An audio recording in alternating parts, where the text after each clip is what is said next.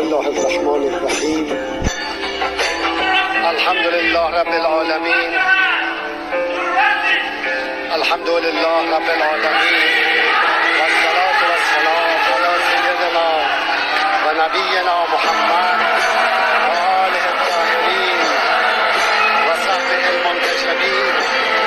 اللهم عجل لولیک الفرج و العافیة و النصر و اجعلنا من خیر انصاره و اعوانه.